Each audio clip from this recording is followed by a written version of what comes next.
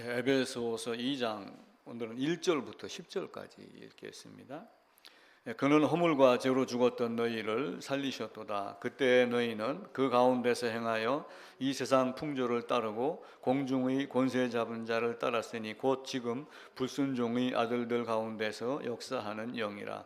전에는 우리도 다 그 가운데서 우리 육체의 욕심을 따라 지내며 육체와 마음에 원하는 것을 하여 다른 아들과 같이 본질상 진노의 자녀이었더니 긍휼이 풍성하신 하나님이 우리를 사랑하신 그 큰 사랑을 인하여 허물로 죽은 우리를 그리스도와 함께 살리셨고 너희는 은혜로 구원을 얻은 것이라.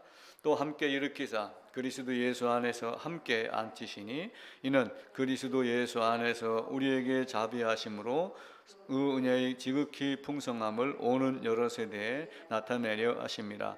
너희는 그 은혜에 의하여 믿음으로 말미암아 구원을 받았으니 이것은 너희에게서 나는 것이 아니요 하나님의 선물이라. 행위에서 난 것이 아니니 이는 누구든지 자랑하지 못하게 함이라. 우리는 그가 만드신 바라 그리스도 예수 안에서 선한 일을 위하여 지으심을 받은 자니 이 일은 하나님이 전에 예비하사 우리로 그 가운데서 행하게 하려 하심이니라.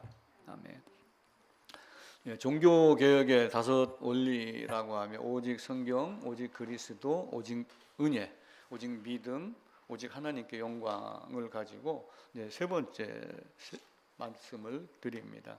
지난주도 은혜를 말씀을 드렸는데 이제 어떤 자들이 은혜를 바랄까 해서 은혜를 찾아야 되는 자, 이미 이제 아담이 타락으로 범죄한 자, 죄가 무엇인가? 아담이 자기 선을 위하여 하나님이 만든 하나님의 토부, 하나님의 선을 떠난 것, 하나님의 선을 거부한 것, 하나님의 말씀을 거부하고 하나님이 사상에서 이탈한 것, 이런 사람들이 이제 은혜를 바란다라고 말씀을 드렸습니다. 다시 정리를 하면은 오직 성경은 성경 한 권밖에 없습니다.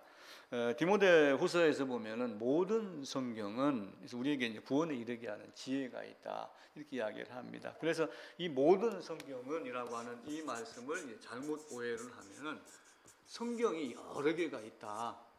이렇게 볼 수도 있거든요. 물론 성경은 우리가 이제 한 권으로 봅니다. 한 권인데 이 안에는 이제 챕터가 이제 66개가 있는 거예요. 66권을 가지고 이제 우리는 성경 한 권 이렇게 이야기를 하는데 모든 성경이라고 하는 거는 이 성경 외에 다른 성경이 또 있다 이런 뜻이 아니고 성경이 말씀하는 모든 것은 이런 의미로 받으셔야지 됩니다. 성경이 말하는 모든 것, 성경에서 얘기하는 말씀하시는 모든 내용은 다 하나님의 계심, 하나님의 창조, 또 아담이 죄악, 비참함, 또 비참함에서 갇힌 인간이 이제 하나님을 바라고 구원받기를 바라나 행위로 되는 것이 아니고 은혜로 되는 것이다. 그런데 이제 그 은혜는 하나님이 나를 사랑하는 사랑 때문에 은혜를 준 것이지 은혜를 주기 때문에 사랑하는 것은 아니에요. 그래서 그 큰 사랑을 인하여 그 은혜에 의하여 믿음으로 거듭나게 했다, 구원받았다. 그러니까 마지막에 우리가 읽었던 10절에서도 선한 일을 위하여 지으심을 받은 자니. 그래서 마지막에는 하나님께 영광을 돌리는 모습이 우리의 모습입니다.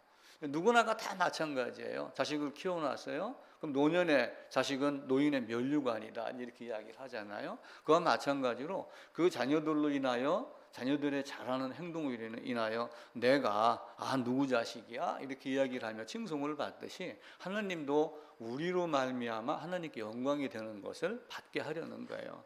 그런데 이제 왜 아담이 죄를 범하고 죄악을 고치고 이렇게 해야지 됐는가라고 하는 것이 인간에게는 수수께끼이고 하나님의 편에서는 그게 하나님의 방법이에요. 근데 그 하나님의 방법을 믿는 것이 우리는 믿음인 거예요. 그래서 아담은 아담이 원해서 범죄를 했지만 하나님의 편에서 보면은 하나님이 아담을 범죄하게 만드신 거예요. 그리고 그 범죄자로 하여금 왜냐하면 로봇으로 만들어서 충성을 하게 하면 그 진짜 마음에서 나오는 것인가요? 그렇지 않잖아요. 그래서 마음에서 우러나오는 진심으로의 향한 것, 그걸 원하시는 하나님이에요. 그래서 우리 모두를 질그릇으로 흙으로 어떤 그릇을 이렇게 만들었는데 이거는 진흙으로 만든 질그릇에 불과한 거예요. 그런데 질그릇에다가 어떤 것이 담겼어요. 우리 뚝배기에다 뭘 담기면 어떻게 해요? 그냥 뚝배기 집에 가서 음식을 많이 먹는데 그 뚝배기 집 사장이 손님이 다 가고 난 다음에 깨끗이 퐁퐁으로 씻었어요. 씻은 그릇을 물을 담궈 놓고 가스레인지에 올려놓고 펄펄 끓이면 뭐가 나와요? 요 안에 배어 있는 것들이 막 거품이 나오고 그래요. 또 이 그릇은 뚝배기는 순간 잘못해서 탁 놓치면은 금방 깨져요. 그래서 요 질그릇을 가지고 하나님은 어디다가 놓기를 원하냐면 용광로에다가 집어넣기를 원하는 거예요. 이런 용광로에다가 넣어가지고 여기서 불을 떼가지고 이를 구워요. 구워서 뭘로 만들어요? 단단한, 쉽게 우리가 말하면 코렐로 만드는 거예요. 코렐은 뭐 우리가 안 깨진다고 말은 못하지만 그래도 단단한 그릇이다 이렇게 생각을 하잖아요. 그래서 단단한 그릇은 여기는 국물을 집어넣어도 유리 그릇 같은 경우와 마찬가지로 씻으면은 스며드는 것이 없잖아요. 그러니까 하나님이 아담을 짓고 아담으로 하여금 나락으로 떨어지게 하여 하나님의 사랑을 깨닫게 하고 깨달은 자가 다시는 범죄할 수 없게 만드는 것. 그래서 하나님이 아담을 만들었는데 아담이 본성이 뭐냐 하면은 죄를 지을 가능성이 있는 존재로 아담을 만드는 거예요. 이제 학자들이 여러 세대를 거치며 아우구스티누스부터 칼빈, 청교도 쭉 이르면서 현대의 많은 사람들이 그럼 아담의 본성이 무엇이냐 이걸 놓고 계속 고민을 하는 거예요. 근데 결국은 뭐예요? 하나님이 그렇게 하신 거예요. 그래서 그 하신 거를 믿는 것이 믿음이기도 하며 아담에게는 전혀 죄를 짓지 않게 하도록 만드는 것이 아니라고 하는 거예요. 그러면 처음부터 뭘로 만드는 거예요? 로봇으로 만들고 처음부터 코랄로 만드는 거예요. 근데 그것이 아니라 이렇게 만들어 놓고 네가 원하면 생명을 먹을 수도 있고 네가 원하면 사망을 먹을 수도 있는 그릇. 근데 하나님의 편에서는 사실은 생명만 먹기를 원했지만 인간의 편에서는 어떤 사고가 나듯이 사망으로 떨어졌다가 하나님 아니면 안 돼 라고 하고 깨닫고 다시 돌아오는 것, 돌아온 탕자와 같은 그런 모습을 우리에게 갖게 하는 겁니다. 그래서 성경을 보면서 성경이 갖고 있는 하나님이 말씀하려고 하는 의도를 우리가 오해를 하게 되면 그 의도를 알지 못하면 책이 있어요. 책이 있는데 예를 들면 아까 그 건강책 빌려서 봤어요. 그럼 그 책의 목적은 뭐예요? 이걸 읽고 이걸 따라서 건강하게 하는 것이 목적이에요. 그럼 성경도 성경의 기록 목적이 있어요.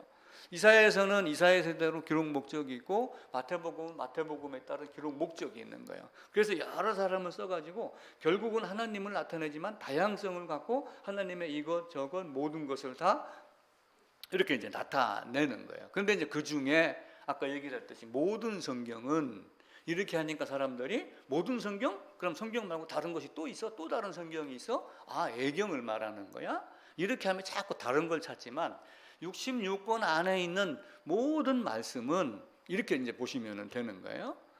요 근래 좀 논란이 있었던 것이 하나가 있었어요. 무슨 단체에서 무슨 행사를 하다가 행사가 좀 잘못됐답니다. 그래가지고 그쪽에다가 그 뭐 SNS인가 뭐 어디에다가 이렇게 올렸대요. 뭐가 잘못됐음을 죄송합니다. 심심한 사과를 올립니다. 이렇게 이제 쓴 거예요. 심심한 사과를 올립니다. 심심하다라고 하는 것은 진짜 진심으로 깊은 마음으로 내가 사과를 올립니다. 이게 심심이거든요. 근데 우리가 밥 먹다가 왜 이렇게 심심해 하는 그 심심으로 본 거예요. 젊은 사람들이. 그래서 왜 사과가 심심하냐? 사과는 매콤하고 새콤하고 달콤하고 이런 맛이지 심심한 사과가 어디 있느냐 이렇게 해서 이제 올린 것이 신문 기사에 나왔어요. 그래서 문장 해석 능력, 문해력이 떨어진다. 그래가지고 대통령도 한마디 했답니다. 문해력을 키우는 좀 교육을 좀 잘 시켜야 되는 것 아니느냐 그런 얘기를 했다고 그래요. 8.15 광복절 연휴가 며칠이었어요? 사흘간이었어요. 그럼 사흘이 며칠이에요? 우리는 어려서부터 하루, 초하루, 하루, 이틀, 사흘, 나흘 이렇게 배웠잖아요. 그럼 사흘은 3일이에요. 나흘은 4일이고. 근데 왜 사를 넷사로 본 거예요? 왜 사흘이라 해놓고 3일 올려주느냐? 이래갖고 또 정보 어디에다고 뭐 이렇게 글을 올린 사람이 있는가 봐요. 이런 정도로 사흘, 나흘. 그래서 이제 금일은 장사 종료입니다. 또 누가 식당 앞에다 이렇게 적어 놓으니까 오늘 금요일 아니잖아. 또 이렇게 했다는 말도 이제 여러 가지가 섞여서 이렇게 나오더라고요. 그래서 우리가 성경을 볼 때도 이 모든 성경 그러면은 모든이 여기저기 흩어져 있는 여러 성경이 아니라 하나님 안에 있는 이 말씀 안에 있는. 그래서 우리나라 말은 이제 표음 문자라고 해서 소리 나는 대로 쓰잖아요. 그리고 이제 한문은 그림, 형상 이런 걸로 표현해 갖고 문자를 만드는 표의 문자이기 때문에 우리가 그걸 잘 한글을 보면서도 한문에 대한 이해를 해야지 이 성경도 제대로 읽을 때가 있어요. 그래서 제가 젊을 때는 한문 성경을 봤어요. 그러니까 되게 이해가 빨리빨리 돼요. 근데 지금도 이제 간혹 이해가 안 되는 단어가 튀어나오면 한문 성경을 찾아봐요. 그럼 이게 그거 얘기를 했구나 라고 이제 우리는 영어보다는 그게 더 잘 나가야죠. 그래서 이제 핵심 이런 걸 잘 보야지 됩니다. 그럼 이제 성경에서 이야기하는 건 뭐예요? 결국은 아담의 범죄와 그리스도와 속죄, 그죠? 그리고 새하늘과 새 땅, 요거 얘기하는 거예요. 이걸 빠지고 나가면 곁길로 빠지면은 문제가 생기죠. 그 문제는 뭐예요? 내가 이제 오해를 하는데 따라서 있습니다. 왜 내가 고통이 오지? 내가 죄를 졌기 때문에 그래. 왜 질병이 오지? 약이 없어서 그래. 사람들은 이제 그렇게 핑계를 대요. 근데 성경은 뭐라고 얘기를 해요? 죄악 때문에 그렇다. 죄 때문에 이 땅에는 가시덤불과 엉겅퀴가 있다. 배고픔이 있고 추위와 더위와 이런 것들이 있겠다라고 하며 또 마지막 순간에도 처처에 기근과 지진이 있고 라고 하며 많은 재앙의 부분들을 이야기를 해요. 근데 우리는 전쟁이 일어나면 그냥 소련에 누가 푸틴이 나쁜 놈, 우크라이나 공격, 아기들 죽는 거 보고 어린이 병원에다가 폭격하는 거 보고 이러면서 막 실증을 내고 그래요. 우리도 6.25 전쟁이 일어났어요. 고통이 뭐야? 그럼 배고픈 거. 아픔이 뭐야? 질병. 이렇게 얘기를 하지만 그것들이 온 세상에 퍼져 있으니까 사람들이 뭘 찾아요? 어떻게 하면 이 질병에서 벗어날 수 있을까? 어떻게 하면은 이 고통에서 벗어날 수 있을까? 이걸 따지는 거예요. 그 석가라고 하는 사람도 저쪽 인도 어느 구석에 있는 조그마한 왕국에서 태어나서 벌레가 죽고 아픔이 있고 죽어나가는 이런 쭈글쭈글한 노인네. 그러니까 성 안에서 키우면서 그 주위에는 병들고 아픈 사람, 늙은 사람, 몸이 이상한 사람 일체 접근하지 못하게 했다라고 하는 이야기가 제가 언뜻 들었어요. 그러면 온 세상은 뭘로 본 거예요? 파라다이스로 본 거예요. 근데 커가지고 어느 날 성 밖으로 딱 나가보니까 거지가 있고 다리가 없어서 끌고 다니고 손으로 기는 사람이 있고 구걸해서 음식을 주워 먹는 사람이 있고 세상이 왜 이런가? 라고 하는 거예요. 그거를 왜 인간에게는 고통이 있는가? 왜 인간에게는 고통이 있는가를 고민하다가 결국 그들은 무슨 얘기를 하냐면 사성제라고 하는 걸 이야기를 해요. 4가지가 있다. 거룩하게 가기 위한 4가지 단계가 있다. 이런 의미로 이제 보시면 될 거예요. 인간에게는 고통이 있다. 고통이 왜 있느냐? 욕망 때문이다. 그러니까 죽지 않으려고 하는 욕망도 사실은 욕망에 속하는 거예요. 식욕도 있고 성욕도 있고 많은 지위, 명예욕 많은 것들이 있습니다. 있지만 고통이 있는 건 그 욕망 때문에 그렇다. 욕망을 버리면 된다라고 해가지고 산속으로 들어가는 사람들 많이 있잖아요. 근데 사건이 터지면 오히려 몽둥이가 등장하고 칼도 등장하고 이렇게 하는 거예요. 근데 산속에 들어간다고 하여 욕망이 없어지나요? 욕망은 마음에서 생기는 것이지 주위에 뭐가 없다고 생기는 것은 아닙니다. 그렇게 하다가 보니까 이런 것들을 면하고 이런 것들을 없애고 바른 도로 가기 위해서는 뭐가 필요하냐라고 하면 그들이 사성제와 팔정도를 만들었어요. 불교에서는. 불교에서의 팔정도는 뭐냐 하면은 바른 길로 가면 된다. 근데 바른 길로 갈 수 있나요? 첫 번째 바르게 바른 견해, 바른 시각을 가져야지 된다. 정견 이야기예요. 그 다음에 정사, 바르게 생각해라 라고 하는 것도 말합니다. 그리고 바른 말을 해라. 전부 바른 행동하고 바른 생각하고 바른 말하고 바르게 보고 바른 의식을 가지고 바르게 집중해서 바르게 살면은 된다. 근데 이 자료를 제가 조사하려고 인터넷을 뒤지다가 보니까 석가도 500번을 윤회를 했다가 들어갔다는 동안 이런 설에 대한 이야기가 있더라고요. 근데 인간은 왔다가 가면 끝입니다. 다시 와서 다시 가고 하는 것이 있다고 그랬어요? 없다고 그랬어요? 왔다가 다시 가는 인생은 아무도 없습니다. 사람이 만물의 영장인데 갔다가 다시 개로 태어나고 소로 태어나고 이렇게 하나요? 그런 것은 절대 없습니다. 그래서 이 팔정도라고 하는 바른 생각, 바른 말 뭐 이런 걸 하면은 된다라고 했는데 내가 보니까 인간이 할 수 없는 것만 골라서 적어놨더라고요.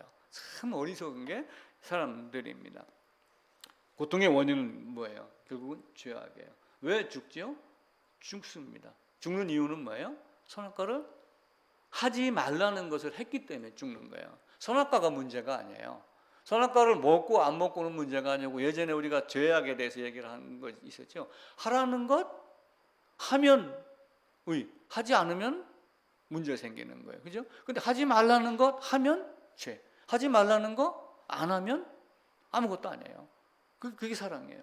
그래서 율법도 613계명으로 이야기를 해요. 365가지하고 200몇 가지 해가지고 하라 하지 말라, 율법을 쭉 따져보면, 그러니까 하라는 거 하고 하지 말라는 거 안 하면은 하나님의 법은 그걸로서 끝나는 겁니다. 그런데 이제 그 중심에 하라와 하지 말라는 것 사이에서 하라는 것 안 하고 그리고 하지 말라는 것 하고 하는 문제가 생기니까 그 중심에다가 시내산에서 뭘 만들어 놓은 거예요? 성막을 만들어 놓고 씻음에 대한 개념을 가르쳐 준 겁니다. 그래서 인간의 죄를 벗어나는 것. 그래서 죄가, 욕심이 나의 외부에서 오는 게 아니에요. 아무도 없는 동굴에서 산다고 그래서 죄가 안 생기나요? 그렇지 않아요. 죄는 나의 안에서 생기는 것이지 나의 외부에서 오는 것이 아닙니다. 그래서 성경은 바로 네가 죄야 라고 하는 걸 이야기를 하는 거예요. 나단도 다윗에게 가가지고 이야기를 했잖아요.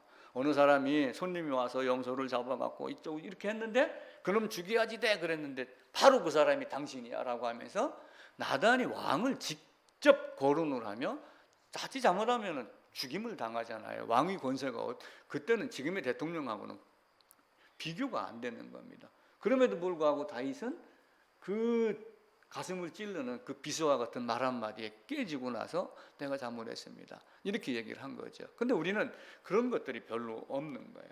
그래서 성경은 그 죄악을 깨치게 하려고 계속해서 좁은 문으로 돌아가라, 이것 버려라, 저것 버려라, 뭐 해라, 하지 마라 라고 하는 이야기를 계속하고, 그것을 하지 못하는 많은 사람들에게 맹자, 아니 맹인, 다리 저는 자, 가늠한 자, 이런 것들로 나약한 인간을 표시를 해요. 그리고 또 한편으로는 한다, 했다라고 하는 서기관, 바리새인으로 가지고 머리를 굴리며 사는 사람, 행위 자랑하는 사람. 근데 오늘 읽었던 본문도 보면은 결국은 은혜에 의한 믿음이지 행위가 아니다라고 말씀을 합니다. 그래서 성경은 이런 죄악을 해결하고 구원받는 것을 가르치는 것이 성경의 기록 목적입니다. 그래서 우리는 지나온 삶을 바라보는 것도 좋습니다. 그런데 지나온 삶을 바라보고 거기에 매이는 게 아니라 이제는 뭘 바라보고 가야 돼요?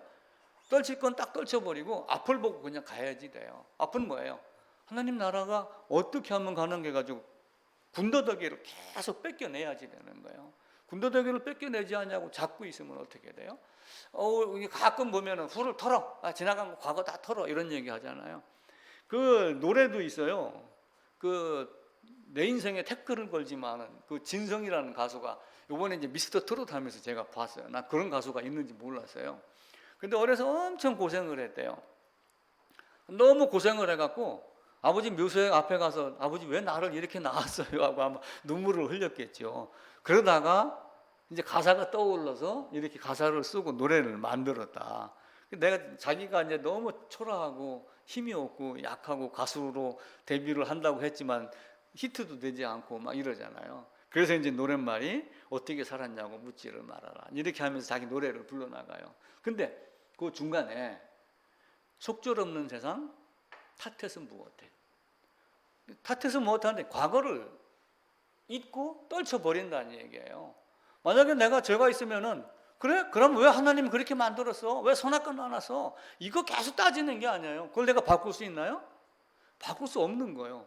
그게 하나님의 법이어서 세상의 왕도 고구려, 고려, 조선의 왕들도 사람 목숨을 파리 목숨으로 알고 죽여 그러면 죽이는 거고, 그 에스더가 앉아있을 때 하만이 가가지고 살려달라고 사실은 그 앞에서 무릎을 꿇고 막 애원한 건데 하만이 딱 한마디 했잖아요. 저가 내 아내도 강간하려는가? 이 말 한마디에 보자기 씌워갖고 목을 달았잖아요. 그만큼 왕의 권세가 세단 말이에요. 그럼 하나님의 권세는 어떤가요? 하나님이 그렇게 만들었으면 그렇게 만드는 이유가 있는 거예요. 목적이 있는 거예요. 아까 이렇게 이야기를 했듯이 나는 이제 이렇게 풀어서 생각을 했지만 나중에 이제 하나님께 가면은 뭐 이런 방법은 아니겠지만 결국은 그거여서 아마 이렇게 이제 말씀을 하시겠죠. 그래서 그걸 다 뚫어버리고 사는 거예요. 그런데 우리는 계속해서 끝까지 네 탓, 내 탓, 그리고 남의 탓을 많이 해요. 뭐 하면 네 탓, 뭐 하면 네 탓, 뭐 하면 네 탓. 저도 어떤 때는 좀 민망해. 마누라, 당신 탓 아니야? 근데 하고 나서 성질 내놓고 돌아가서 가만히 앉아있으면 아유, 또 쓸데없는 소리 했구나. 이런 생각들을 많이 하고 그러죠. 그래서 성경은 다 떨쳐버리고 다 등을 돌리고 세상에 등을 돌리고 예수 안으로 들어와라. 예수 안으로 들어오려면 세상에 등을 돌려야죠. 세상에다 등을 돌리지 않고 세상을 마주하면 누구를 등을 돌리는 거예요? 예수 하나님을 등을 돌리는 거예요. 그래서 우리는 방주 안으로 들어가는 게 목적이에요. 저는 받고 하나님 나라 가는 게 신앙의 목적입니다. 아주 초보라고 누가 조롱을 해도 저는 그게 최고입니다. 노아하고 아무리 절친이라고 했다 할지라도 노아라고 친구 없었겠어요? 세상에 살면서 그 배 만들고 했을 때 그 큰 나무 만들었을 때 그 배보다 윗부분에 있는 나무만 잘라왔겠어요? 때로는 밑에 있는 나무도 끌고 왔는데 8명이 식구 갖고 되겠어요? 거기다가 4명은 자기 아내들이잖아요, 자식과. 그럼 아들 셋이, 노아 넷이 그 큰 통나무 끌고 못 끌려면 야 좀 도와줘. 설령 이렇게 했을 수도 있어요. 야 절친, 그래도 와서 도와줬어요? 배 만드는 거 보고 야 이거 이렇게 만들었어? 하나님 이렇게 만들라고 했어. 뭐 구질구질하게 뭐 이렇게 만들어. 서로 농담도 했을 수도 있어요. 구경도 했겠죠. 근데 비가 왔었을 때, 창수가 내렸을 때 배는 뜨고 들어가라. 누구 하나님이 명령했어요. 명령한 자 이에 들어갈 수도 없고 명령한 자가 들어가니까 문을 닫아 놓았어요. 그리고 다시는 다른 사람도 배 두드리면서 야 노아야 나 누구야 관식이야 문 좀 열어줘. 되겠어요 안 되겠어요? 문 열고 닫는 건 누구의 권세예요? 하나님의 권세예요.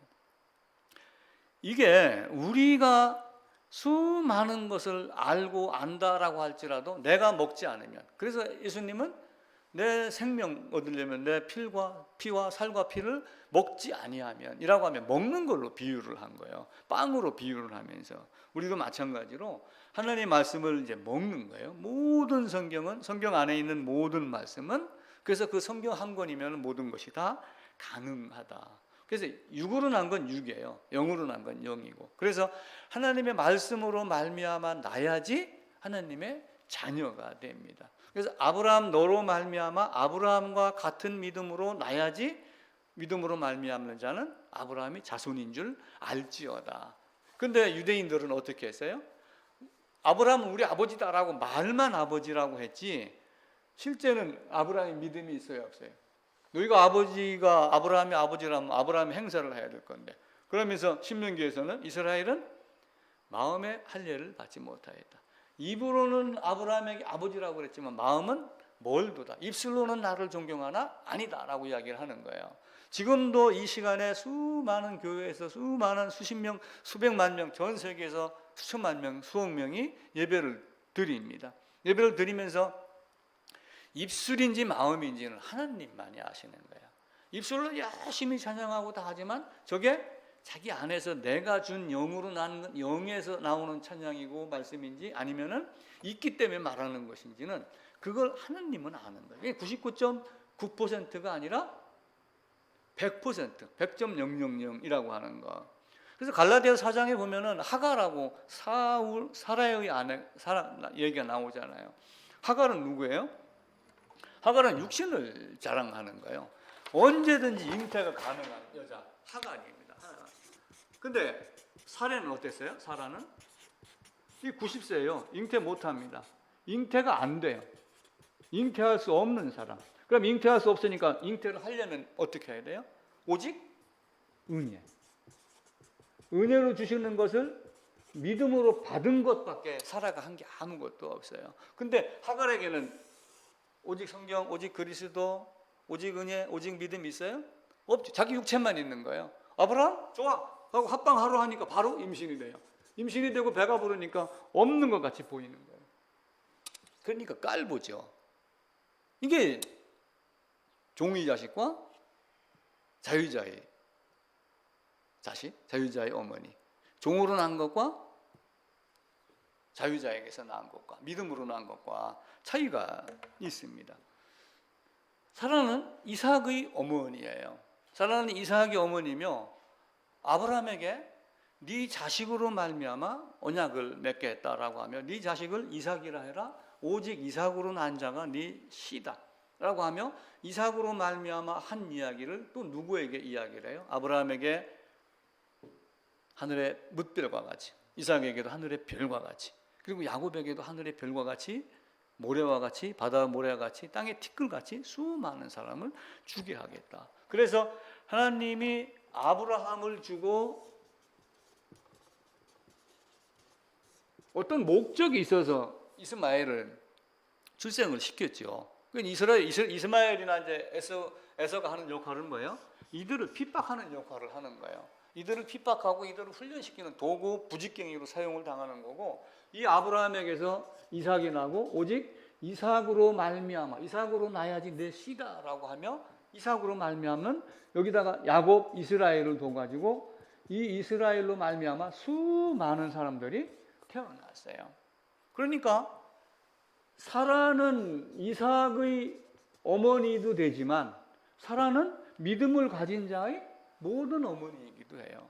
믿음으로 말미암은 모든 사람들이 아브라함의 자손과 마찬가지로 이삭의 씨로 난 사람, 자유자로 믿음으로 난 자는 다 사라의 자식과 같은 역할을 갖게 됩니다.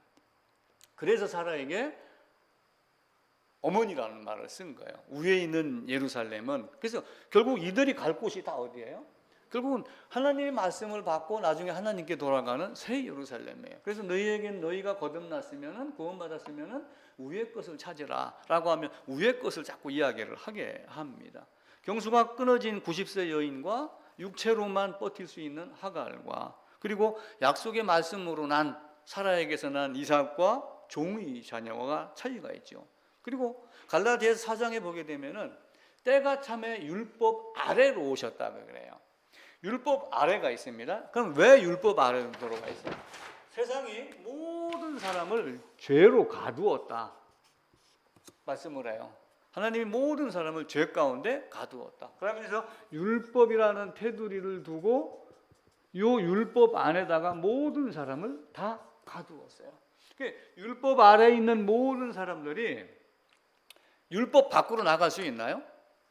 율법 밖으로 나갈 재간이 아무도 없어요. 그래서 누가 오신 거예요? 하나님이 이 안에 있는 율법의 메인자들을 끌어내게 하려고 여길 와서 이들을 데리고 가는 거예요. 성경은 이거 얘기하는 거예요. 다른 게 아니라. 그래서 하나님이 예수 그리스도를 통하여 이렇게 구원하기로 예정했고 예수 그리스도는 오셨고 성취해서 완성하셨고 가셨습니다. 그리고 그 내용을 성령 하나님이 가르쳐서 깨닫게 하고 보증으로 인치고 한 겁니다. 하나님은 한 분 하나님이에요. 두 분 하나님이 아니고 하나님은 이게 이제 가부장적 제도로 그때 고대 근동 당시의 가부장적 제도나 이런 걸로 통해 가지고 아버지라는 이름으로 부른 것이지 아버지라 한다고 해서 아버지 하나를 얘기를 하는 게 아니었거든요. 하나님은 성부 하나님, 성자 하나님, 성령 하나님으로 대표적 사역으로 셋을 이야기를 해요. 그런데 그 셋을 세 분 하나님으로 이야기한다 이렇게 이야기를 해도 원칙적으로는 틀린 거예요. 그냥 하나이고 그냥 셋이지 세 분이라고 하는 그 단어가 들어가면은 이미 신학적으로도 정리가 틀려지는 거예요. 그래서 성경은 아버지 하나님, 어머니 하나님 이렇게 이야기하지 않아요. 그냥 하나님은 한 분이고 우리라고 하지만 학자들이 성경을 보고 우리가 성경을 보면서 성부와 성자와 성령의 삼위 하나님을 말씀하시는데 셋이 하나고 하나가 셋이다 이렇게 이야기를 하는 거예요. 그런데 이제 이런 단어를 하나 유추해내 가지고 내가 어머니 하나님이다 라고 이렇게 주장하는 사람들이 간혹 등장을 하죠. 그러니까 자기를 높이는 자는 결국은 하나님 앞에서 진노의 심판을 면하지 못합니다. 이사야서 14장도 그렇고 에스겔서도 가게 되면은 한 분 하나님을 향하여 내가 그 자리를 차지하고 싶어하는 마귀 사탄에 대한 이야기가 나와요. 성경 그 배포 자료에도 이제 그 본문을 몇 개 찾아갖고 쭉 적어놨거든요. 그 뒷페이지 한 중간 약간 위쪽에 한 분 하나님, 삼위일체 하나님 있습니다. 나중에 이제 댁에 가셔서 저녁 잡숫고 기도하는 시간에 잠시 한번 찾아보셔도 좋습니다. 그래서 죄인의 구원, 그리스도의 구속 사역, 이 모두가 다 삼위 하나님의 사역이다라고 하는 거죠. 그 부분을 제가 이제 문장으로 하나를 만들어 놨어요. 같이 한번 그건 읽어봅시다. 성부 하나님은 그리스도 안에서 자기 백성을 예정하여 선택하시고 그리스도를 그들의 구원자와 머리로 정하신 후 세상에 보내셨습니다. 성자 하나님은 자발적으로 낮아지시어 택자들을 위한 구속사역을 완수하시어 자기 백성을 위한 구원의 보증이 되십니다. 성령 하나님은 복음을 택자들에게 적용하시고 택자를 인치는 역할을 하시어 삼위 하나님의 언약에 참여하셨습니다. 그러니까 구원협의라는 단어를 써요. 구원협의. 삼위 하나님이 영원전에 이렇게 구원하기로 작정을 하셨는데 협의하셨다. 물론 이제 그러면서 사역의 대표성을 놓고 어떤 질서를 놓고 봐서는 아버지가 아들을 보내셨다. 그리고 아버지가 보낸 그 아들이 아버지의 일을 했고 아버지가 주신 말씀을 했고 그리고 성취하고 가셨고 다시 성령으로 오셔서 아버지가 하신 일, 성자가 한 일을 증거하고 가르치고 인도하는 역할을 한다. 이게 이제 삼위 하나님에 대한 모든 것들이에요. 그래서 우리가 여러 가지 고통, 욕망 많은 건 얘기를 하지만 죄악 때문에 그렇다라고 하는 것 먼저 요거 한 개는 분명하게 잡아야지 돼요. 모든 사람이 죽는 것만 봐도 결국은 뭐예요? 로마서 5장에 있는 대로 한 사람으로 말미암아 죄가 들어오고 모든 사람이 범죄했음에 모든 사람에게 죽음이 왔다. 그래서 논란이 많아요. 이제 다음부터 이제 또 주제별로 또 이렇게 한번 정리를 다시 할 건데 이제 시작은 뭐냐면 연합이에요. 항상 연합을 어딜 가시든 연합을 염두에 두셔요. 이 연합이 없으면 아무것도 안 돼요. 예수님이 오셨어요. 오셨다 혼자 가시면 어떻게 돼요? 아무것도 안 돼요.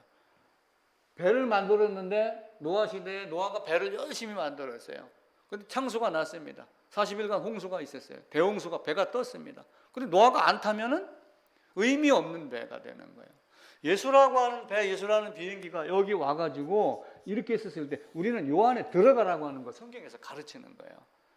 그래서 학자들도 제대로 좀 정신이 바뀐 사람은 모든 것의 시작은 연합이다 이렇게 얘기하는 사람이 한두 사람이 있어요. 근데 거기서 멈춰요. 어떻게 연합이 되는가를 이야기하는 사람들이 별로 없어요. 그래서 우리가 이 부분을 아주 중시 여겨야지 돼요. 아담이 범죄했기 때문에 모든 사람이 죄인 됐다, 죄의 전가다라고 하는 이론도 이 전가 이론을 가지고 학자들끼리 막 치고받고 싸우고 하는 기록들이 많이 있습니다. 근데 이걸 딱 집어내는 자리가 뭐예요? 로마서 5장이에요. 한 사람이 범죄했으므로 모든 사람이 범죄했다. 그러면서 연합을 아담 안에, 아담이 대표성이지만 내가 아담 안에 있는 아담들이다. 저는 그렇게 표현을 하는 거예요. 제가 만약에 신학 박사였으면 이걸 가지고 논문을 써서 발표를 해도 아무도 이의 제기를 못해요. 근데 제가 이제 그렇지 않은 입장이니까 떼거리로 몰려들기 귀찮아서 저도 그냥 정할만 하는 뿐이에요. 연합이 그래서 모든 것의 시작은 신비로운 연합이다. 요 글로 딱 맺는 책을 제가 몇 권을 봤어요. 그럼 연합에 들어가면 어떻게 해요? 신비롭다, 신비롭다만 이야기를 해요. 근데 구약에서는 어떻게 해요? 레위기에서부터 계속해서 연합을 가르칩니다. 그리고 성경의 목적은 뭐예요? 우리가 그 종교라고 할 때 어떻게 했어요? 종교, 으뜸 종자 써갖고 종교라고 했을 때 이 보다 하는 이 시자가 이게 보다라고 하는 뜻도 있지만 얘기 조상신을 모실 때는 이게 집귀신 기라고 하는 뜻이었거든요. 그래서 여기다 이렇게 놓고 종자를 쓴 거는 집귀신을 모시는 종교가 되는 거예요. 쉽게 얘기를 하면은. 그래서 일본 사람들이 요 한문을 만들고 그리고 이제 나중에 번역을 하면서 영어가 우리나라에 들어오면서 원래 영어의 종교의 의미는 뭐냐면 릴리전이라고 그랬죠. 다시 있다. 다시 있다. 그러니까 이사야서 59장에 너와 나와 간격이 끊어졌다라고 하는 것을 다시 있다. 이음매를 매듭을 다시 묶어서 맺는 거예요. 그래갖고 릴리전이라고 하는 것을 이야기를 합니다. 이게 이제 요게 한 단어로 종교라고 하는 거예요. 우리가 얘기하는 것은. 근데 이제 이 종교라는 단어보다는 이왕이면 신앙이라고 해서 성경이 우리에게 가르쳐 주는 것은 결국은 릴리전을 위한 것이다. 떠나간 자를 다시 잇는 것이다. 진흙덩어리의 뚝배기를 다시 코렐로 만드는 것이다. 용광로를 거치게 하는 것이다. 요것 한 가지. 단절된 관계를 잇는 것. 근데 이제 그 은혜가 어떻게 돼요? 은혜를 주신 이유는 뭐예요? 하나님이 우리를 사랑하기 때문에 그래요.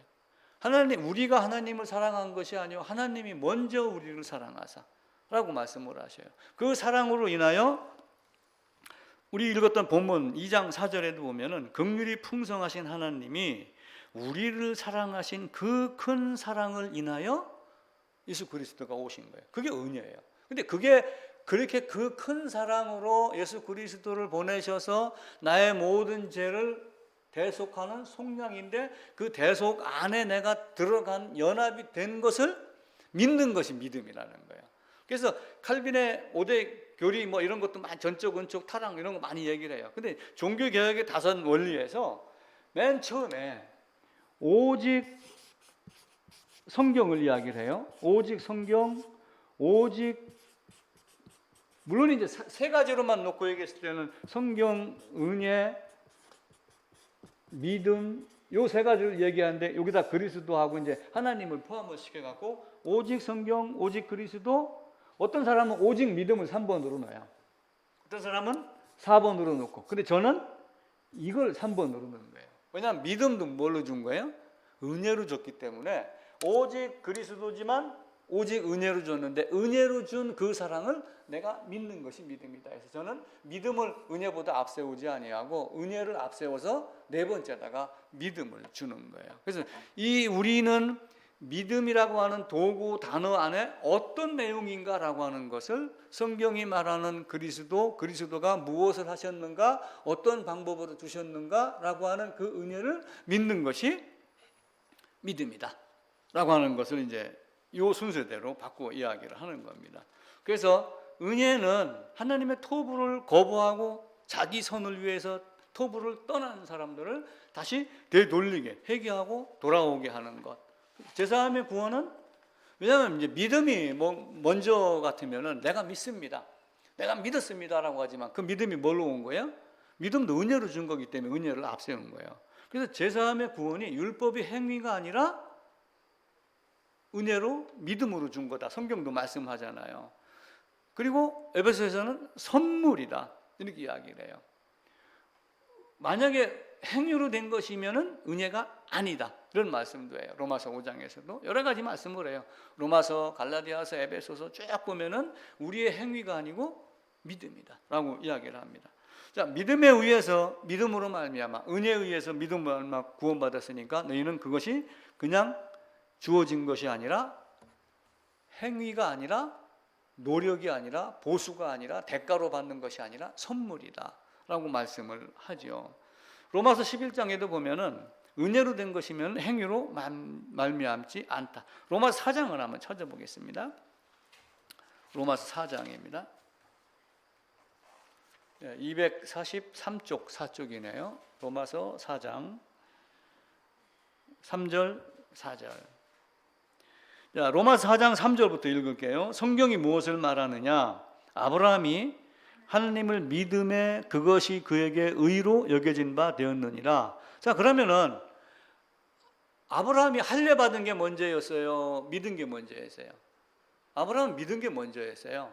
이제 그 믿음이 나중에 할례를 받아서 자기 의를 인친 것을 확인을 하는 거예요. 그게 뭐냐면 11절이거든요. 그가 할례의 표를 받은 것은 무할례 시에 할례 받기 이전에 믿음으로 된 의를 인친 것이니 무할례자로서 믿는 모든 믿은 자의 조상이 된 것이다. 그래서 육신의 할례가 아니라 그리스도의 할례다. 손으로 하지 아니한 그리스도의 할례를 받으라고 골로새서는 이야기를 하잖아요. 그러니까 아브라함 이후에는 이제 난지 8일 만에 할례를 받으라 해서 육신의 할례를 다 줘요. 근데 이제 이 아브라함이 할례 받으라라고 한 것과 유아세례하고 이제 막 붙여가지고 이걸 구원이라고 자꾸 여기는 싸움이 중세시대도 있었어요. 근데 아브라함이 할례나 이때 당시에 유대인들이 할례라고 하는 건 유대인이라는 토대로 나타난 것이고 그 믿음을 찾으라고 하는 것이지 그 할례가 육신의 할례가 너는 구원받았다 이 증거가 아니었거든요. 아브라함을 대표로 보게 되면은. 또 동전 갖고 되는 것도 아니고. 그래서 종교개혁을 할 때는 이 16세기의 종교개혁 루터로 인해서 일어난 건 인간의 노력, 인간의 공력, 인간의 공로, 인간의 행위 이런 게 아니고 오직 은혜로만 가능하다. 돈도 아니고 아무것도 아니다. 동전 넣는다고 된다라고 그러면 부자는 뭐 몇 계단 뛰겠죠, 그죠? 그런 게 어디 있어요?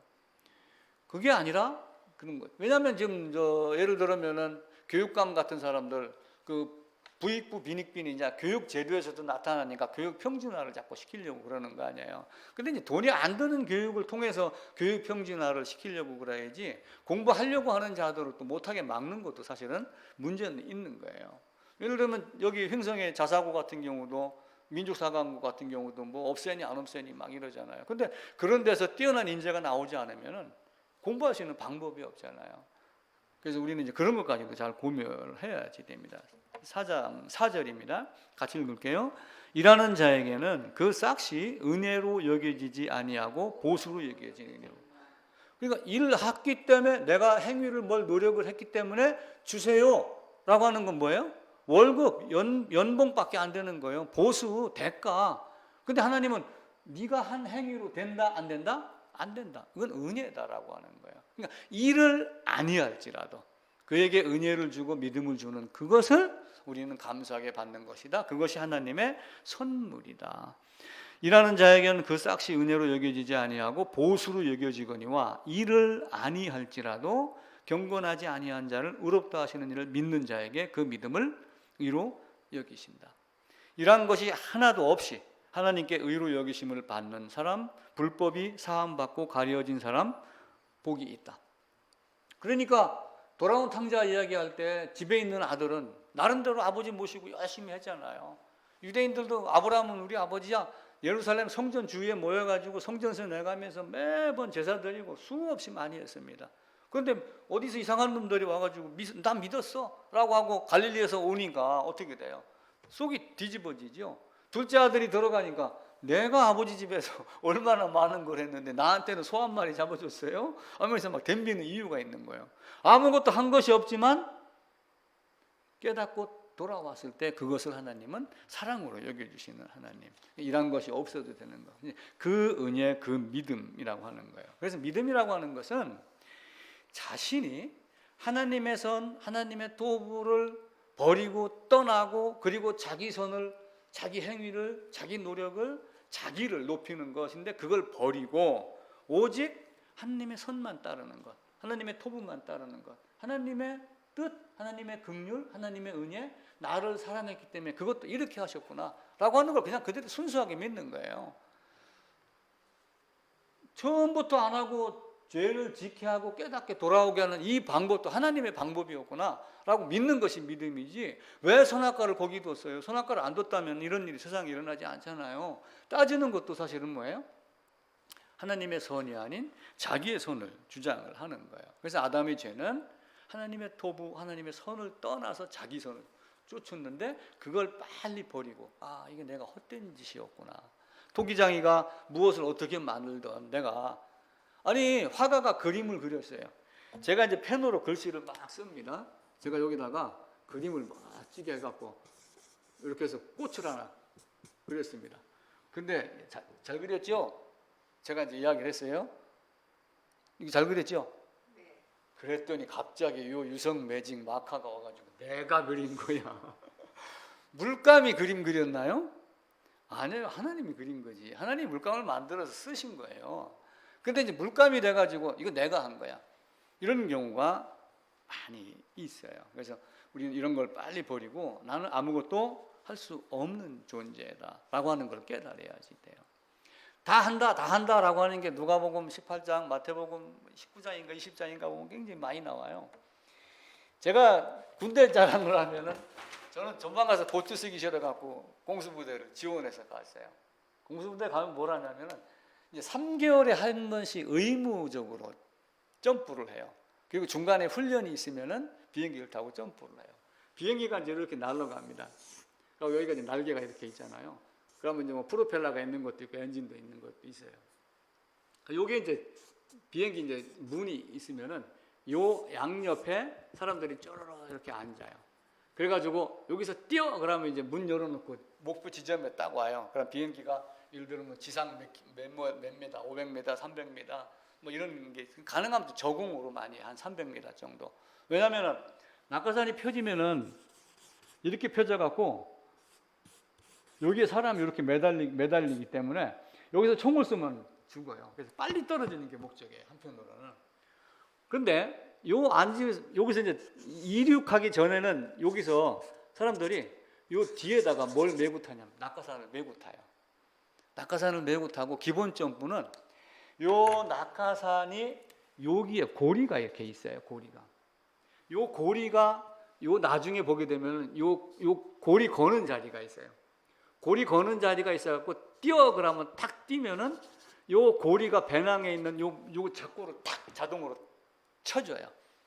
쳐주면 비행기가 날아가는 속도하고 해갖고 몇백 미터는 공중에서 막 떠다니고 그래요. 그렇게 하고 이게 펴지는 거예요. 그리고 여기서 작업을 요걸 이제 뛰어하고 이렇게 한 사람은 궁둥이 탁탁 쳐주면서 순서 이 사람들도 그 사람들이 이제 아주 고도로 훈련된 사람이기 때문에 이런 낙하산이 아니라 공중으로 맨몸으로 뛰어내려서 자기가 낙하산을 피는 낙하산을 갖고 있어요. 국군이나 행사 같은 거 할 때 자유낙하하는 그걸 다 차고 있어요. 근데 비행기 안에 있으면은 몰라요. 낙하산이 얼마나 중요한지. 낙하산이 중요한지 언제 알겠어요? 딱 뛰어내리는 순간 알아요. 이게 없으면 어떻게 돼요? 너희가 자기 똥처럼 망한다라고 하는 그대로 수직 낙하예요. 그냥 그대로 죽는 거예요. 낙하산이 있는 거와 없는 거의 차이는 뛰어내리는 순간 알아요. 지금 우리도 여기서 복음에 대한 이야기를 하고 있었을 때 나도 믿고 나도 교회 다녔고 나도 뭐고 나도 목사고 권사고 장로고 막 얘기를 합니다. 근데 마지막 순간에 하나님이 노아에게 너 8명 타 이렇게 얘기를 하듯이 마지막 순간에 물론 뭐 이런 물론 이런 개념이 아니라 예를 들어서 올라와 갔을 때 낙하산이 있는 자와 없는 자, 표가 있는 자와 없는 자 차이가 나겠어요, 안 나겠어요? 지금은 몰라요. 자기를 속이는 사람들이 많기 때문에. 근데 그 순간 아무도 이의 제기를 못해. 유구무원이 되는 거예요. 자기가 거부한 걸 알기 때문에 그래요. 그래서 연합이 첫 번째입니다. 그 연합, 이 역할은 뭐예요? 이게 쉽게 얘기하면 예수님이라고 생각해 보세요. 떨어져도 절대로 죽지 않으시는 분, 죽었다 다시 사신 분, 그 안으로 들어가서 그분이 죽을 때 죽고 그분이 살 때 사는 것. 이게 성경이에요. 그래서 사도 바울은 어떤 데서는 6개월, 3개월이지만 한 사람을 놓고 6개월 교육할 수도 있었지만 때로는 오고 가는 사람이 많았을 거 아니에요. 하루 이틀, 사흘, 나흘에 모든 것 다 얘기할 수도 있어요.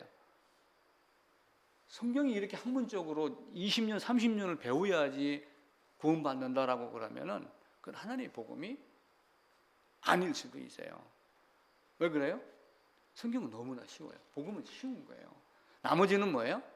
이제 그 자녀로 살아가는 방법, 그리고 더 말씀에 대한 더 깊이 아버지의 모든 것들 더 깊이 알아가는 것, 이것이지 그 아버지의 아들 되는 그것 자체는 너무 쉬운 거예요.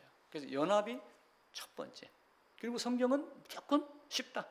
성경이 어려우면은 머리 좋은 사람, IQ 높은 사람만 구원받는다. 그런데 절대 그런 일은 없다. 오직 하나님의 사랑으로, 사랑 때문에 은혜로 주시는 것이 이런 내용이다라고 하는 것을 믿는 믿음만 있으면 된다라고 하는 것. 이만큼 쉬운 것이 어디 있어요? 국민학교 안 나와도 이걸 아는 거예요. 제대로 된 효자는 뭐 옛날에 집안들 봐보세요. 뭐 저 큰아들 공부 안 시키고 뭐 큰딸 공부 안 시키고 뭐 남동생 뭐 학비 대준다고 했는데 나중에 보면은 공부 안 하고 이런 놈들이 다 효자되고 효도했지. 밖에 나가서 돈 벌어갖고 지위 높이 된 놈들은 다 잘 안 쳐다보고 그랬어요. 물론 그 중에도 효자가 있겠지만 그만큼 머리 갖고 되는 게 아니라 가슴의 신앙, 마음의 신앙이 돼야지 돼. 성경은 쉽다. 어디 가서든 이거 절대적으로 잊지 마셔야지 돼. 첫 번째 연합입니다. 성경은 쉽습니다. 성경이 어려우면 똑똑한 놈만? 아니다. 절대로 아니다. 배움 못 배움 이것이 문제가 아니라 믿음을 받아들일 수 있는 그것이 있냐 없느냐의 차이다. 근데 그 믿음도 누가 줘요? 하나님이 줘요. 그래서 내가 믿습니다 라고 하는 말을 하면은 내가 믿었습니다라고 하는 말을 할 수는 있어요. 나는 진짜 믿었어. 근데 그 믿음이 어디서 온 거예요? 하나님에게서 온 거예요. 은혜로 주신 거예요. 자, 그런데 여기에서 영원이라고 하는 세상이 있어요. 이거는 언제인지 우리가 몇 년 아무도 몰라요. 근데 성경은 영원의 영원 전에 창세 전에라고 하면서 나를 예정했다 이렇게 이야기를 해요. 근데 이때쯤에 지금 2022년도에 김관식이가 믿음이라고 얘기를 한단 말이에요. 그러면은 자 바꿔 얘기를 해보면은 내가 믿습니다라고 하는 이 영혼을 거슬러 올라가지고 구약 신약해서 지금 2022년도예요. 내 믿음이 앞설까요? 하나님 예정이 앞설까요? 당연히 하나님 예정이 앞서죠. 그래서 내 믿음도 사실은 자랑할 게 있어요, 없어요? 순서적으로 하나님의 믿음에 의해서 예정에 의해서 예정된 순서와 방법에 따라서 내가 그 차례가 돼서 지금 믿은 거예요. 지금 여기서 우리가 이 복음에 대한 것을 이야기하는 것만으로도 사실은 행복인 거예요. 왜냐하면 수백억 수천억 되는 인구가 지나갔지만 몇 사람이나 우리가 이런 얘기를 했겠어요? 만약에 100년 전에 태어났으면 이런 얘기를 했겠어요? 안 했죠. 지금 여기서 내가 코로나 때문에 고생을 하지만 그래도 이것 때문에 오히려 말씀을 듣고 더 깊이 생각하는 게 감사하다. 그래서 믿는 것도 하나님의 은혜. 그래서 부패하고 무능력한 인간은 하나님의 은혜만 구해야지 된다. 그래서 성경이 모든 것을 죄 아래 다 가두었다, 율법 아래 가두었다, 스스로 빠져나갈 수 없으니까. 그 빠져나갈 수 있는 자, 다시 하늘에서 내려온 자, 하늘에서 올라간 자가 누구예요? 하늘에서 온 자에는 올라갈 자가 없느니라. 그 하늘에 올라간 자의 안에 들어가야지 그분이 하나님 우편에 앉았을 때 나도 하나님 우편에 앉게 되는 거예요. 그래서 에베소서에도 하나님 우편에 앉히시니 그분이 하나님 우편에 앉으셨으니 라고 하는데 이제 몸은 여기에 있지만 나중에는 그래서 수표가 있어요. 제가 이제 어제 52억짜리 로또가 1등이 당첨됐습니다. 제가 2천만 원짜리 수표를 한 장 딱 끊어드릴 테니까 내일 은행 가세요. 그럼 수표를 한 장 딱 가니까 이거 가짜야 진짜야? 이러면 어떻게 돼요? 안 되죠. 그거 믿음이라는 게 있는 거예요. 그러니까 우리 지금의 약속의 말씀은 그 수표와 비슷한 거예요. 그래서 그 믿음 가지고 우리가 하나님이 나를 예전부터 이렇게 예정하고 그리고 나는 지금 여기서 그 시대에 맞게 만약에 내가 68년, 70년 전에가 아니고 100년 전에 태어났다. 그러면 아마 어디 가서 머슴 살다가 그냥 아마 갔을 거예요. 근데 지금 어떻게 됐어요? 세상이 바뀌고 그러니까 이런 얘기를 우리가 하잖아요. 얼마나 좋습니까? 골로새서 한번 찾아보겠습니다.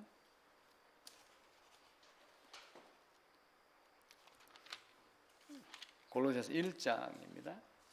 324쪽이네요.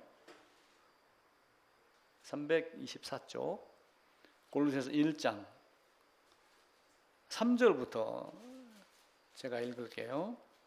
우리가 너희를 위하여 기도할 때마다 하나님 곧 우리 주 예수 그리스도의 아버지께 감사하노라. 이는 그리스도 예수 안에 너희의 믿음과 모든 성도에 대한 사랑을 들었으며 너희를 위하여 하늘에 쌓아둔 소망으로 말미암음이니 곧 너희가 전에 복음 진리의 말씀을 들은 것이니 이 복음이 이미 너희에게 이름에 너희가 듣고 참으로 하나님의 은혜를 깨달은 날부터 그 열매를 맺어서 자라는도다. 그래서 언젠가는 우리가 이 깨달은 날이라고 하는 날이 있는 거예요. 사실은 어떤 뭐 구원파같이 몇 년, 몇 월, 며칠, 몇 시야 뭐 누구하고 상담해서 이런 개념이 아니라 복음이 내 안에 들어와서 하나님이 그렇게 나를 사랑하셔서 이런 방법으로 은혜를 베푸셨구나 라고 하는 그 죄사함에 대한 방법을 딱 믿는 날이 우리에게 있어야지 돼요. 그래서 그 은혜를 주는 것은 결국 뭐예요? 믿고 고난받고 하는 이런 많은 것들도 다 따라 나와요. 그러니까 믿음이 있으면 고난이 있어요. 예수님의 제자들 다 거의 100% 다 순교했어요. 베드로, 바울도 순교 당했습니다. 그런데 왜 복음을 주고 이렇게 했으면은 그냥 행복하게 살다 가게 하지 왜 순교하게 하고 고난받게 하고 그러죠? 그 고난은 하나님이 준 의미도 있지만 연단을 하기 위해서 한편으로는 뭐예요? 가인의 후손들.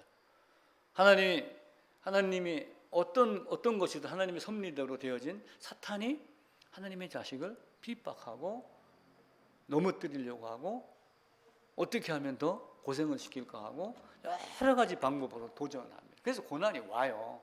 내가 올바로 서면 설수록 더 고난이 와요. 골짜기에 숨는 것보다 산꼭대기에 숨으면 바람 더 많이 받잖아요. 그거하고 똑같은 거예요. 산꼭대기에 혼자 있으면 더 외로워요. 밑에 있으면 여러 명이 함께 있지만 위에 있으면 위에 올라가면 올라갈수록 홀로 이렇게 돼요. 더 외롭지, 더 고난되지, 더 춥죠. 산꼭대기 가면 더 더울 수도 있고 더 추울 수도 있고 그런 것도 다 이겨내는 건 뭐예요? 하나님의 사랑이 어떠하심을 다른 데 알게 하고 또 그렇게 하면서 다른 사람들에게 본이 되게 하고 사도 바울이 악한 짓을 하다가 구원받고 복음 전도자가 되면서 한 말이 있어요. 나같이 악한 자도 하나님이 열심히 오랫동안 끊임없이 참으시다가 나를 구원한 것도 다른 사람들에게 본이 되게 하려 합니다. 그러면서 비록 악한 자가 있지만 우리가 그를 모르지만 하나님이 그를 예정했다면 그도 구원받겠죠. 예를 들어서 뭐 옛날 같지 않으니까 이거 국가정보원에서 얘기 듣고 나를 잡아가지는 않겠죠. 만약에 김정은에게 복음이 들어갈 수 있겠어요, 없겠어요? 되어 있다면 들어가죠. 이게 당연지사인 거예요. 우리가 지금 그 상황을 모르는 거예요. 그런데 이렇게 그렇게 될 수 있겠어? 이런 가정은 우리가 이제 하면 안 되는 거예요. 그래서 우리의 삶 속에서도 늘 고난이 있어요. 맹자도 예전에 그런 얘기를 했어요. 그들이 하늘 얘기하는 건 뭐예요? 상제, 천재라고 하는 하나님에 대한 개념을 갖고 이야기를 하는 거예요. 하늘이 어떤 사람에게 큰 일을 맡기려 할 때는 먼저 고난을 줘가지고 담금질을 한다. 맹자가 한 이야기예요. 근데 그 사람들, 맹자가 신구약 중간시대 사람이잖아요. 이 땅에도 마찬가지예요. 강인한 군인을 만들기 위해서 저도 군대 생활하면서 이걸 합니다. 낙하산을 타고 뛰어내려요. 이걸 뛰어내리는데 훈련 받을 때 공수훈련이 4주를 받아요. 아침 딱 일과 시작 시간이 8시다. 5시에 마친다. 그럼 8시부터 5시까지 점심 먹는 시간 중간에 휴식이라고 말하기 그 10분간 휴식 몇 분 말고는 하루 종일 뛰었어요. 무조건 뛰어야 돼요. 거기서는 걸으면 안 돼. 그러다가 쉬는 시간 휴식 10분간 휴식 그럼 그때만 잠깐 쉬어요. 휴식 끝 그럼 그때부터 무조건 뛰어요. 그렇게 훈련을 시켰어요. 그리고 4주 동안 그렇게 하고 6주 동안 특수전 훈련이라 해가지고 다른 걸 훈련을 또 시켜요. 이제 강하게 만들기 위해서 계속 고난을 주는 거예요. 100도에 굽는 거하고 600도에 굽는 거하고 1000도에 굽는 거하고 틀리잖아요. 도자기 구울 때도 마찬가지로 우리에게 그렇게 고난을 줍니다. 그래서 하나님 우리에게 준 그 고난을 잘 이겨내고 저절로 모든 것이 생겨나는 것은 없어요. 우크라이나가 지금 전쟁이 있었습니다. 우리나라도 6.25 전쟁 저절로 됐나요? 미군이 들어오지 않았으면 어떻게 됐겠어요? 근데 중간에 또 미군이 철수한다, 안 철수한다, 이런 얘기들이 많이 또 있었잖아요. 아마 카터 대통령인가 있었을 때는 철수한다고 결정을 했대요. 철수한다고 그랬는데 어느 장군이 절대로 안 된다. 그럼 그거는 철수하는 순간 전쟁이 일어난다. 근데 그 사람이 이제 카터가 그 사람을 그냥 바로 본국으로 불러들여가지고 그 백악관 가가지고 되게 혼내고 계급장 띄고 전역을 시켰는 모양이에요. 근데 그런 사건이 일어나면서 철수를 안 하기로 결정을 했대요. 근데 만약에 그때 철수했었으면 어떻게 됐겠어요? 이건 100% 소련이 우크라이나 침공하는 거하고 똑같습니다. 소련이 우크라이나를 침공해서 정복하는 게 당연시 되면은 중국, 소련도 북한도 가만히 있지 않는다. 지금 사례가 될 것이다. 군사 전문가들은 그렇게 본다고 그래요. 신문에 의하면은. 마찬가지로 우리도 마찬가지예요. 이 전쟁이 일어났을 때 그 자유를 지키려고 얼마만큼 피를 흘렸어요. 군인들. 우크라이나는 지금 우리나라 같은 이런 징집제도가 없는데도 예술계에 있는 사람들, 축구 선수들 그냥 자원해서 막 입대를 한다고 그래요. 마찬가지로 우리도 그러는 거예요. 고난을 자처해야지 되고 때로는 그 고난 때문에 얻는 축복이라고 하는 것이 있어요. 영어는 짧지만 영어를 한마디 쓸게요. 이 블레싱이라 해서 가드 블레스 유, 블레싱 축복이거든요. 여기 이제 in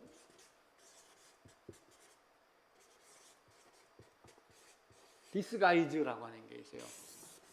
이 disguise가 뭐냐면은 변장, 위장, 뭐 가면 쓴 거, 이런 거 비슷한 이야기를 해요. 그러니까 옛날에 어느 책에 보게 되면은 믿는 자에게 고난은 위장된 축복이다. 이런 책 제목이 있었어요. 믿는 자에게 고난은 위장된 축복이다. 그런데 지금 내가 당하는 것이 고난인 줄만 알고 보는데 알고 보니까 축복이더라. 이게 그 말이 영어로 이거예요. 지금 내가 겪는 것이 힘들고 고통이고 고난인 줄만 알았는데 알고 보니까 나중에 축복이더라 라고 하는 거예요. 그 말을 보고 저도 굉장히 많은 힘을 얻은 거예요. 문제라고 생각했는데 이것 때문에 나중에 알고 보니까 뜻밖의 좋은 결과를 얻은 거예요. 그래서 blessing in disguise. 지금이 어렵고 힘들지만 이 과정이 하나님이 우리에게 뭘 주기 위한 과정이에요? 축복을 주기 위한 과정이다 라고 하는 걸 알고 어떻게 해야 좁은 문을 통과할까? 그건 연합이에요. 그건 낙탑 이런 문제가 아니에요. 그 문은 예수님 이해는 통과할 자가 없어요. 그 안으로 들어가야지 돼요. 그 안으로 들어가는 건 안수라고 그랬죠. 그래서 죄 없이 함을 받아라.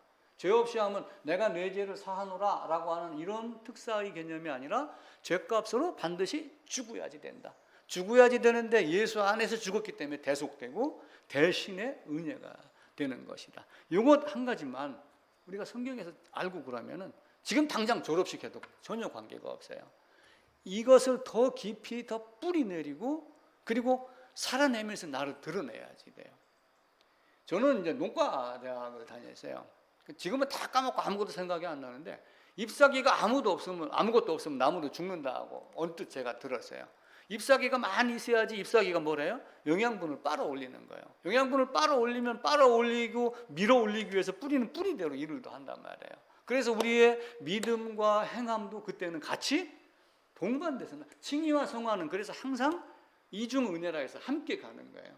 그래서 그런 믿음들이 우리에게 있어야지 되고 그렇게 하기 위해서 찾아오는 고난도 이게 고난인 줄만 알았더니 이게 축복의 과정, 축복을 주시려고 하는 과정이었구나. Blessing in disguise라고 하는 이 말 꼭 기억을 하면서 앞으로도 어려운 일이 많이 닥칠 수 있어요. 신앙생활 하시면서 저보다 오래 사셔야지 되니까 별일 다 당할 겁니다. 근데 이게 진짜 하나님이 주신 고난인가 내가 자처한 고통인가 이걸 이제 생각하는 지혜가 꼭 있기를 부탁을 드리겠습니다.